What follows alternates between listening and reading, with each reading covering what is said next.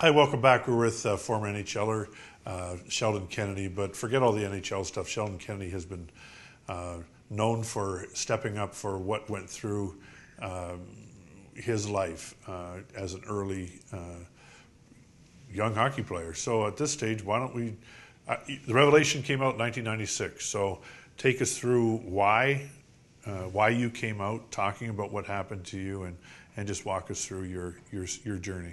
Sure. Well, I mean, it's been a while now, but I mean, I guess I was playing in Detroit, and I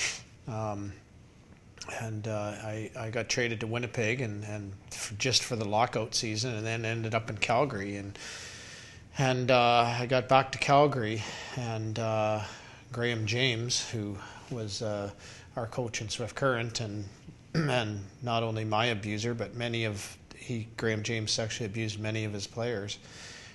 He got kicked out of the Swift Current and was given the franchise, the Calgary Hitmen franchise, junior WHL franchise in Calgary, and they played out of the Saddledome. So I'd come out after games, and I'd see Graham with these junior players, and I just knew what was going on. And my wife was pregnant with our daughter Ryan at the time, and I just knew that I'm never going to be the father that I want to be. And I can't let this happen to other kids, knowing what I know. And I made a phone call to Detective Brian Bell. I remember that, and with the fear of nobody ever believing me, and he believed me, and so I needed to tell my story, or I was scared that I was probably not going to be around. My life was absolutely just. So you're married with a child on the way, and you felt suicidal, or self-destructive? Well, very suicidal, which is very common, and and playing in the NHL, and very suicidal. I mean, look at how many NHL guys we've lost that are married, and through suicide. So it's very common, and if we know now, and if maybe I'll get into this a little bit, but we know now through the science, the brain science, the impact of trauma. And before it's always, pull yourself up by the bootstraps. Like, that happened a long time ago. Like, come on, Sheldon. But we know now, if we look at mental health in this country, less than 20% of mental health issues in this country are schizophrenia, autism, bipolar, etc. The rest are all man-made from early childhood trauma. So sexual abuse, emotional abuse, severe neglect, etc. That's the 80% of mental health issues in this country, but they're not understood the way that we need to understand them. So if we look at the impact of trauma leads to addiction, suicide, self-harm, sexualized behavior, depression, mental health, etc. We know that through the brain science that we have, and so for me it makes sense, because I was all of the above, and you're playing the NHL, you're supposed to have the Superman cape on, people want your autographs, but meanwhile you feel like killing yourselves, and you feel like the guy with the brown bag sitting on the street corner. So living that double life is very difficult. Were you scared when you came out? Because this was a big revelation. You were calling him out on what was going on. Well, absolutely, I was scared. I mean, the issues carry a lot of fear. I probably would have said something when it first happened, but I didn't know how to say it, and nobody ever talked about it. And that's the type of culture that we're trying to get to, is give people the opportunity to come forward. But you look at myself. I mean, it wasn't just me. Now we know that there's been 1, 2, 3.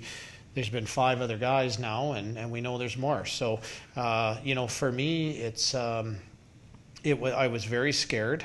I was very scared of what and how people would look at me and react to me telling my story. But, I was portrayed in the newspapers. My life unfolded in the newspapers. Kennedy in jail, Kennedy in treatment, Kennedy in mental health hospital, Kennedy doesn't show up at practice. Very shameful stuff. And, so I was portrayed as this wild, out of control kid. And when I first told my story back in '97, that's the way people didn't believe Sheldon. They believed Graham because, God, Kennedy, like, here's another one of his antics. And that's society's view on this that's really misunderstood the impact or the individuals that hurt kids. 97% of the kids are abused by somebody they know. 47% of kids are abused by a parent or caregiver. So what I learned in school was stranger danger. And, and that's not the case. So, what I learned is that, I wasn't the only one, and I learned that out very quickly because I felt that I was the only one that this ever happened to. And I realized quickly through people, I had 250,000 disclosure letters within 10 days of my story hitting the newspaper. So your story is carried on. We're going to talk about the Sheldon Kennedy Child Advocacy Centre and Respect Group that you're working with. I guess the one question is, so he's in jail, he's serving his time, and he's apologized. Do you accept his apology? No, I don't. I'm not about accepting apologies for, I guess, to me, the way I look at this stuff is, we look at I'll never forgive Graham for what he's done, right? Like, to me, that gives them a green light to say, oh, okay, right? And I'm not about that. To me, it's about, taking a look at oneself and taking yourself to a place of being healthy and feeling okay.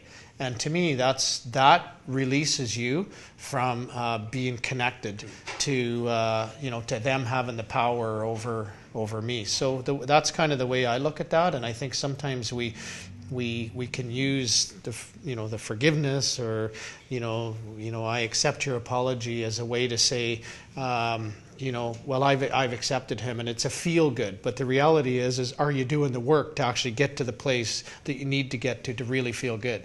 One of the things you've done is you got your book here today, that you wrote a book, Why I Didn't Say Anything. So we're going to get information about this. Well, let's talk about what you're doing now in your advocacy work and the Sheldon Kennedy Advocacy Centre and Respect. So let's tell us what you're up to now. Well, we've been kind of on this journey for almost 20 years now, but we're very proud of Respect Group. I think that we've been trying to educate people. One of the things that we know is that pedophiles, sex abusers, or abuse in general happens in society because of society's ignorance and indifference. And so what we're trying to do is educate everybody, give them the tools to recognize, understand, and because you're a good coach, because you're a good parent, because you're a good teacher, you may be the only trusted adult in these kids' lives, knowing that the majority of these kids are being abused in their own homes. They may disclose something to you. So if they do, we need to have the tools to know what to do.